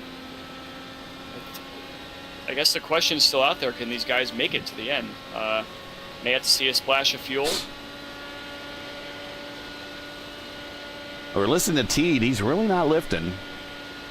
He's 100% throttle on through 1 and 2. Shifting a gear. I think he's at the 6th. Down the 4th. Ooh, big push in the middle of the corner there. The impact has run off the corner. What progress he made against Brubacher, he just lost right there. I think because of the dirty air from Casey. I can't necessarily blame Casey. Maybe he wants to get himself out of here as we get into the closing laps. He wants to stay up here with the leaders so possibly he can get his lap back. This is a better run for Teed through 3 and 4. But Murphy pulling away by a half second. I agree that, yeah, Pahutski was probably just trying to get his lap back, but it's too late really now to do anything with being 2 laps down. But perhaps this is a good opportunity to kind of go to school and learn how to race the guys up front, because it's very, very hard to get experience like that unless you actually are in it. So could be doing something similar to that. Coming to 10 to go. This last stint has really clicked off rather quickly as everyone trying to bring their cars. I mean, a lot of them have already used their fast repairs. So that's another reason to keep the racing clean, is that if they hit the wall again, that's it. There is no recovering from that. Everyone of the 14 drivers that started this race is still running. We're going to Murph coming now, looking at 9 to go.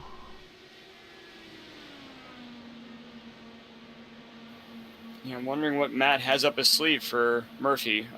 May not have much of anything if Murphy pulls out to the same amount of lead he did in that first stint. So I believe this is Murphy's race to lose right now, unless there's a fuel situation.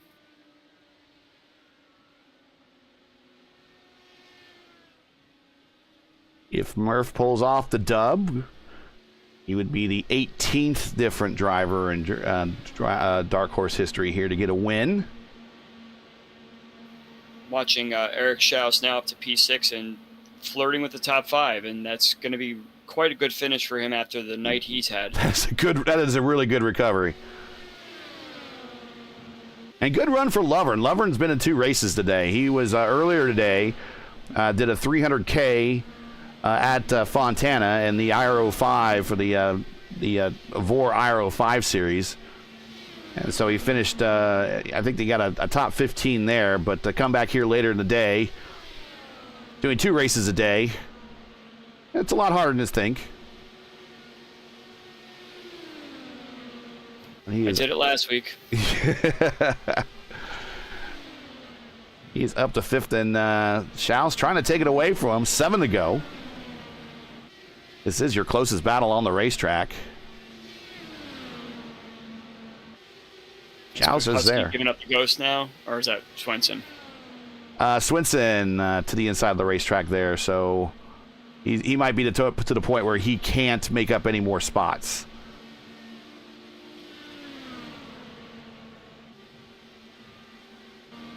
But etiquette-wise, I mean, he's being clear of all the traffic, staying to the low side, having a predictable line. That's all the good things you see when you're trying to let the leaders go, is be predictable.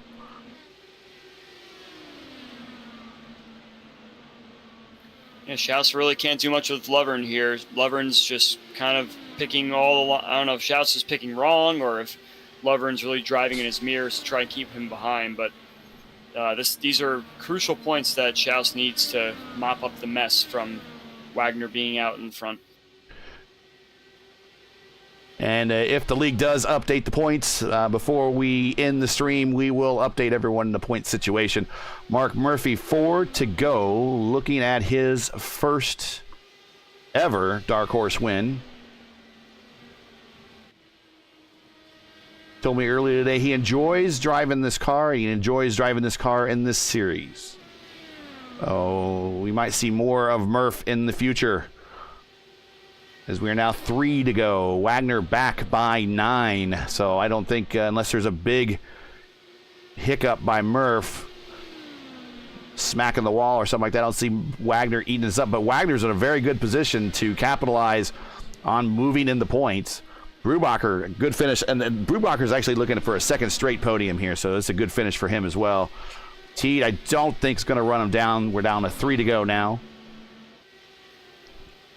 Schaus still trying to dog Lovern. Lovern still able to hold on by 0.3. Yeah, Schaus tried to lunge last lap and almost took the turn 4 wall down, so that little bit of that gap is gone, but maybe he could set something up for the last lap right here. Might have been the last gasp. We watch him in the middle of the corner. Lovern staying high, giving him the dirty air. Final lap. Mark Murphy cleanly through 1 and 2. Looking at the back straight for the final time. Had himself a pretty good week. Finished second at that dogfight in Chicagoland in the IndyCar Oval Series. He's going to get himself a win to end the week, or I guess maybe start the new week. Oh, Lovern might be at gas. Oh, and Murphy's going to get the win, though. I'm sorry. With the, I'll do a replay of that one. Just show Mark there getting the win. I thought we were going to get an incident, but here he is, cleanly coming through 3 and 4. Murph going to start the week off pretty well like he did last week. An 18th different driver in the history of Dark Horse to get a win. Coming home second, Wagner. Coming home third, Brubacher. And Lovern didn't quite make it around, and I think he's going to be classified in 10th. So we got cars spinning down the backstretch. Oh. Parts are shedding.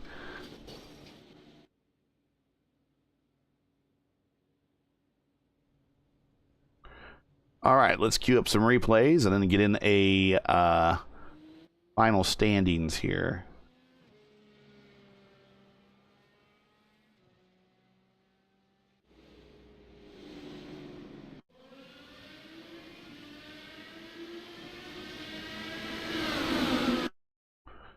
All right.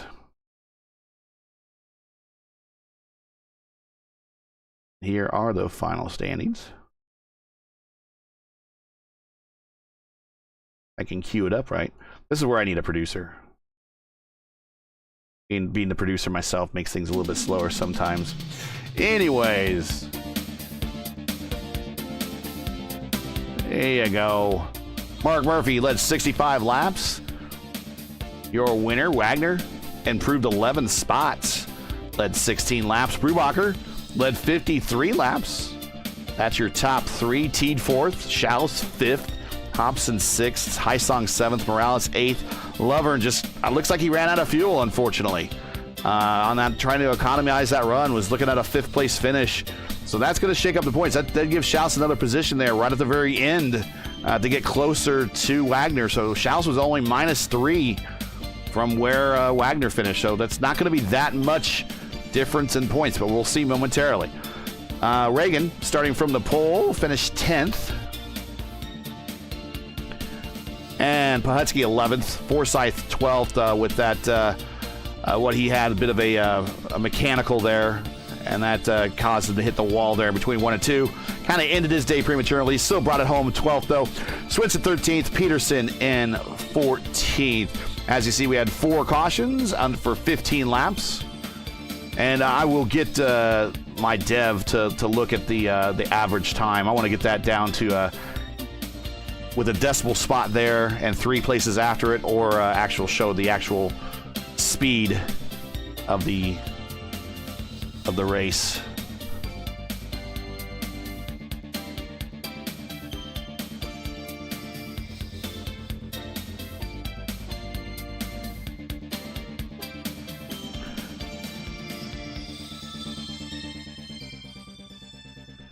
All right, let's bring in Yari here.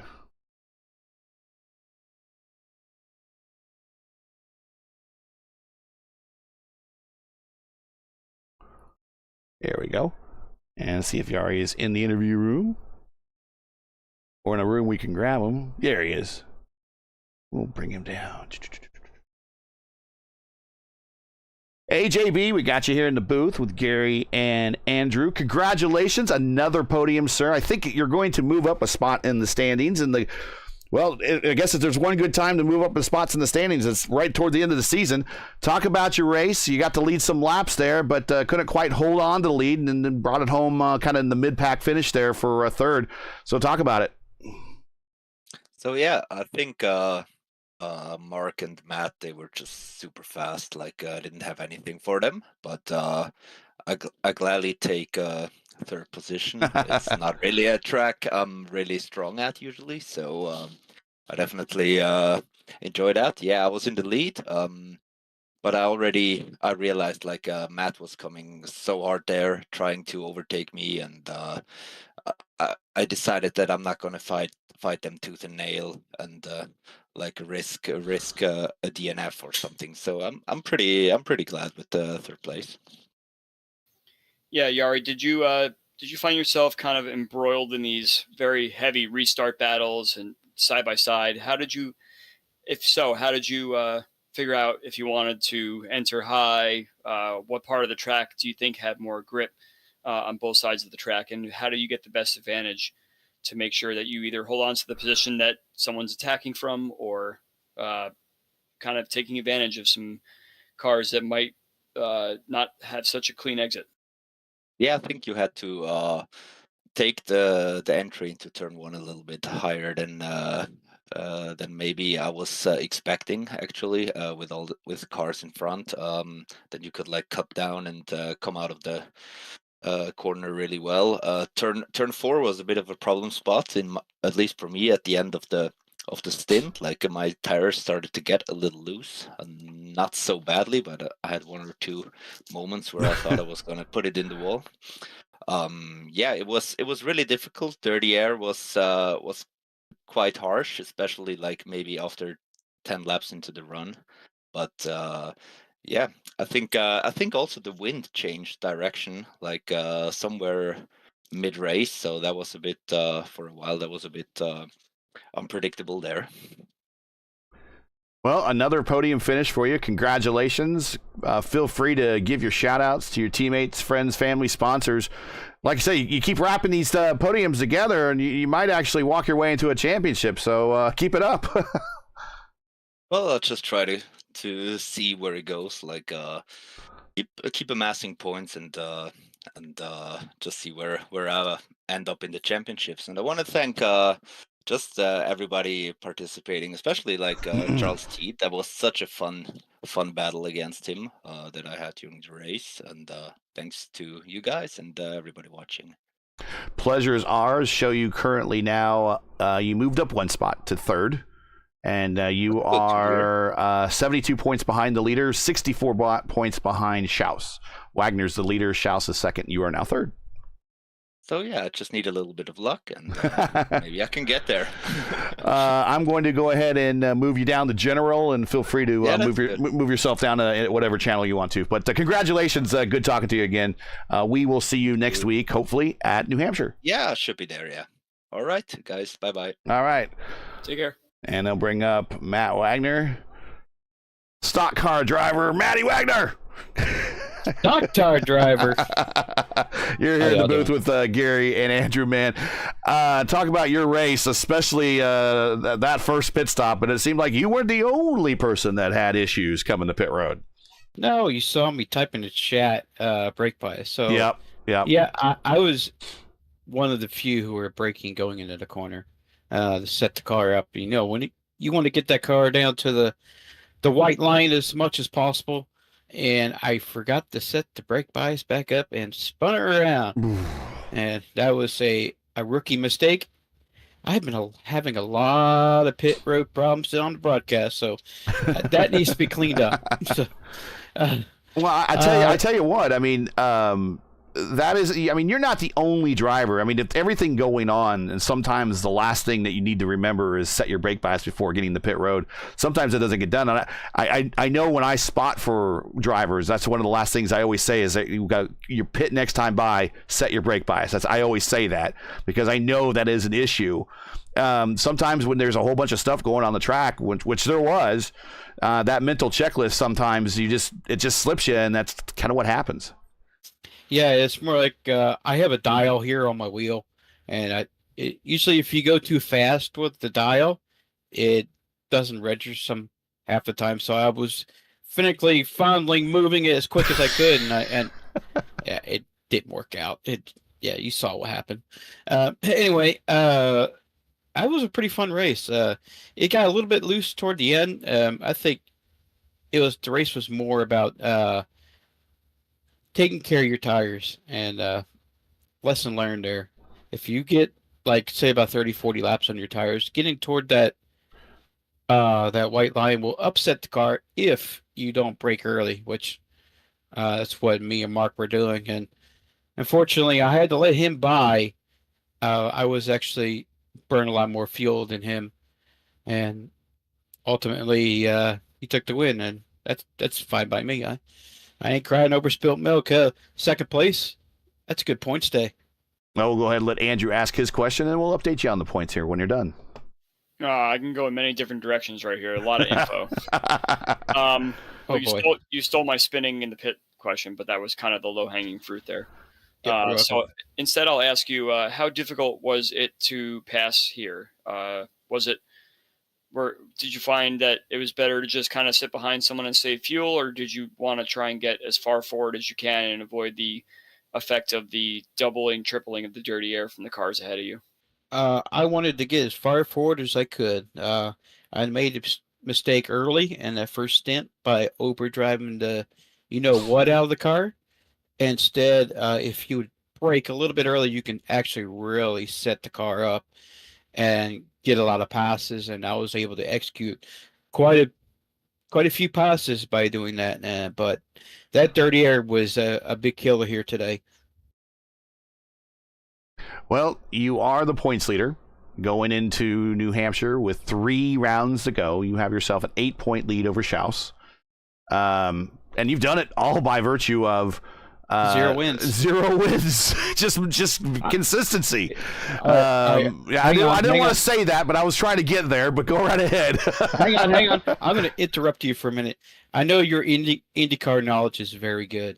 And you call me a NASCAR guy, so I do have a little bit of NASCAR knowledge. So Matt Crafton in the Craftsman Truck Series, as you know it today, won a championship without winning a race.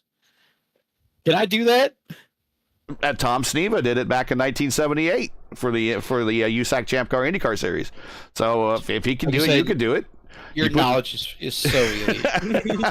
if you put the consistency together, yeah.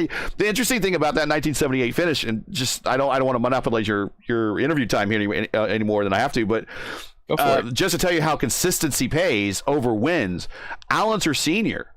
won the Triple Crown that year. So he won Ontario, Indy, and Pocono, won the 3 big 500-mile races, but still lost the championship to Tom Sneva, who just basically put a strong string of podiums and top 5s together, and that's all it took. Yeah, I regret last week that mistake on pit road. Like I said, races are won and lost off pit road. And last week has proved it. Today, about proved it. I got lucky on that caution. I know you probably got you did. We said you did. Yep.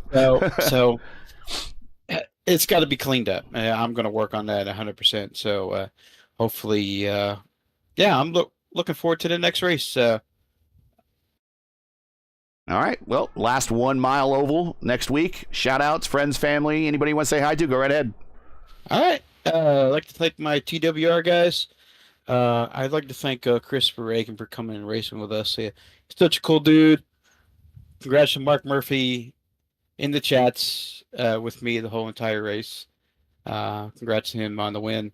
And you guys with the broadcast and with your beautiful knowledge there, Gary Godso, it's really good listening to you. I'm soaking it in.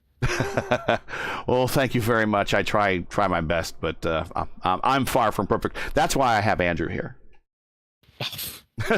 He keeps you in line. So anyway, we'll catch you next week, man. Yep. Bye. All right, let's bring up our winner. Murph, I know you're happy, man. Congratulations getting that win.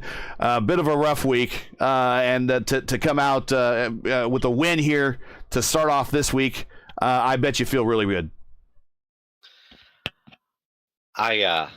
Man, that was so much fun. I thought I blew it getting on pit road. I had to brake bias back way too far and just spun the thing out getting on pit road, and I felt like a giant doofus. And Well, you even weren't the worse, only just giant doofus that it happened to, though.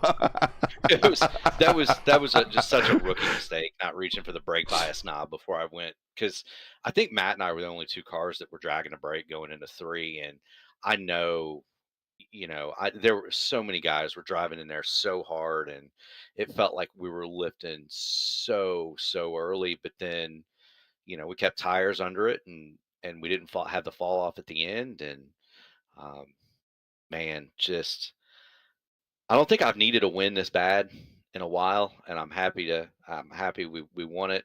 My dad's prophecy came true. He said if you're going to run the Miller American, you have to spin it out and win. We did that. True, he did. That's absolutely correct.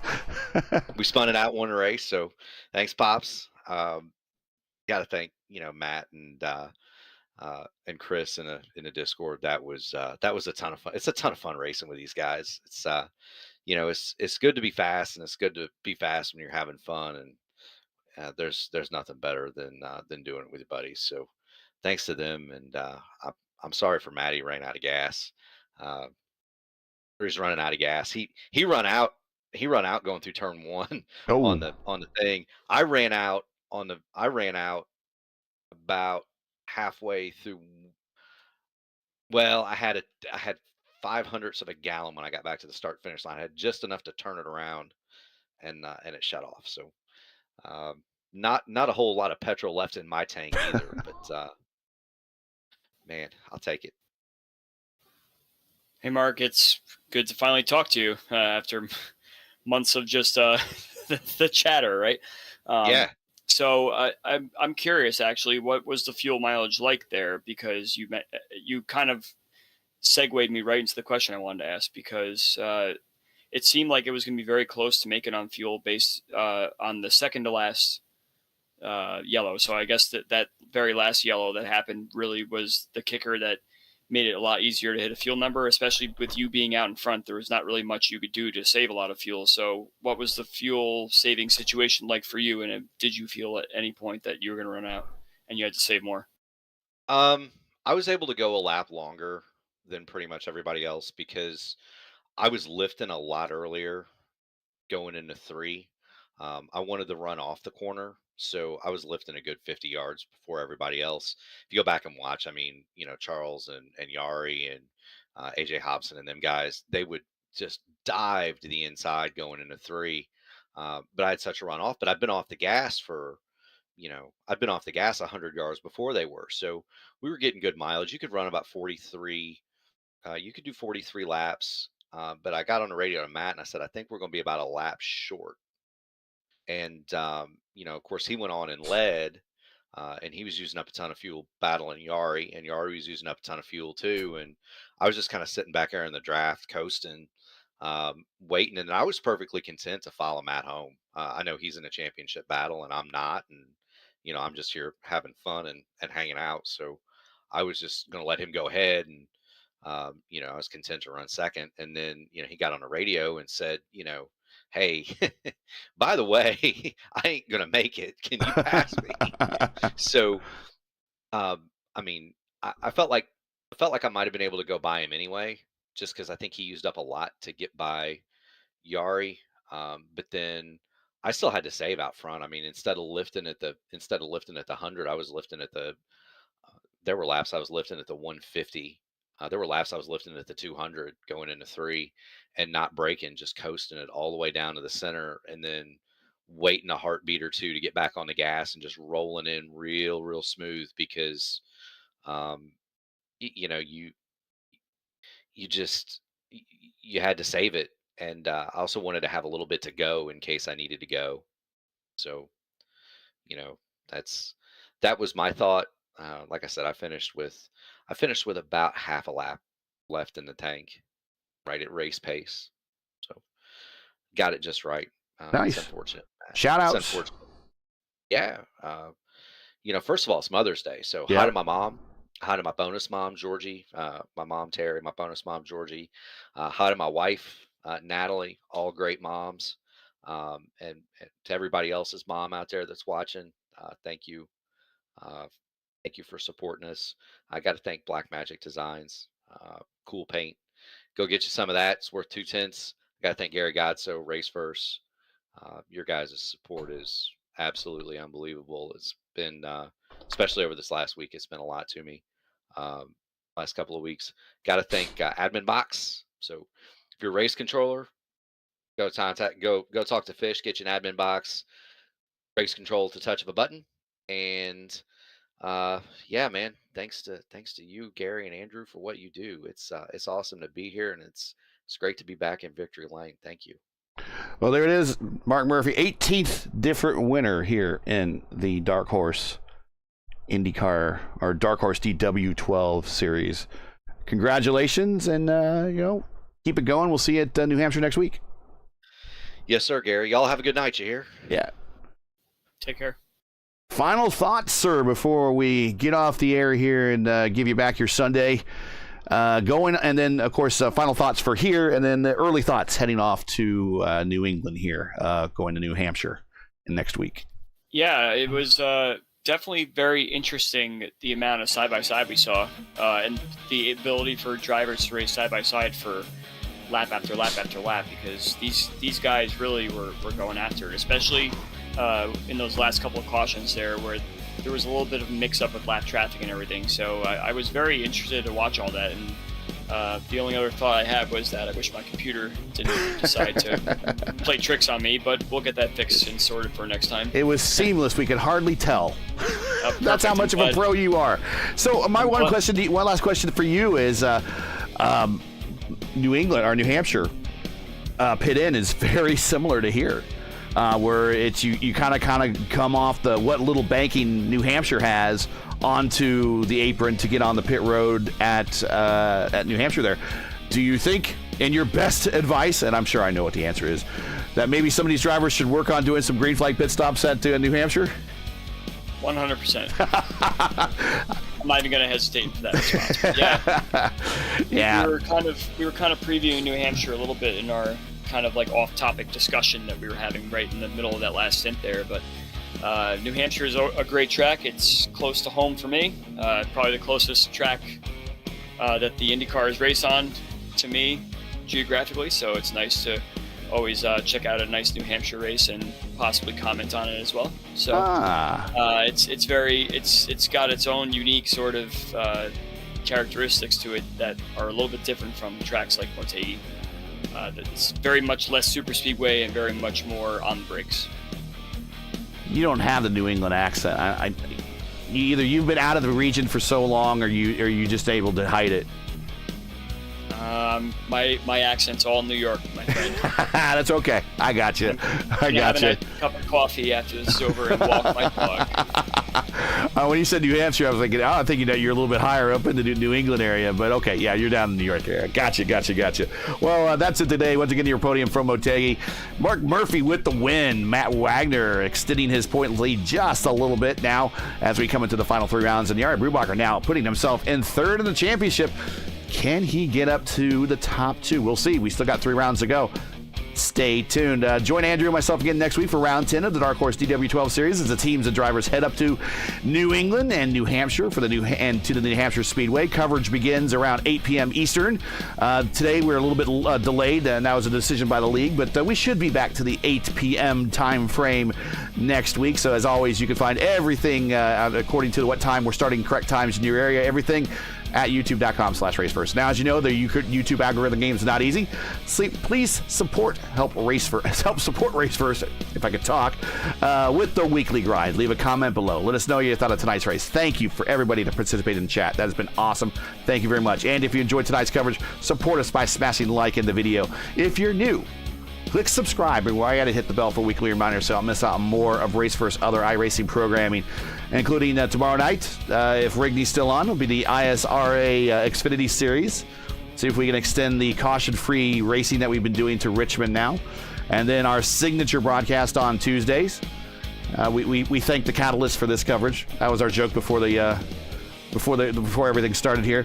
But we thank the Catalyst for getting us this coverage. This is the Monday night or the Tuesday night IndyCar Oval Series top split at Legacy Phoenix, the proper Phoenix. That's 8:15 p.m. Eastern, so don't miss those. Ring the bell. We'll remind you. Keep your browser set here for the most in-depth IndyCar knowledge on all of iRacing RaceVerse. We know what Indy means. The Dark Horse DW12 Series help brought to you by 4D Racewear. Check out their line of made-for-sim racing gloves, shoes, and apparel. Visit them today at 4dracewear.com or click on the link in the description. Track cams today provided by Whiplash Track Cams. To learn more about Whiplash, follow them at Twitter at WSimCams. That's their profile today, or click on the link in the description. Should be all in the description there. For business inquiries and learn more about RaceVerse, what we do, visit raceverse.com, like us on Facebook, follow us on Twitter. So, for the Catalyst Andrew Wood, I'm Gary Gatto, everyone at RaceVerse, saying to all, Happy Mother's Day. Thanks for watching. And to all of our men and women serving in the military and as first responders, Godspeed, God bless, come home safe. Okay, please catch us again right here next week as we head to New Hampshire for the next race of the Dark Horse DW12 Series. Good night.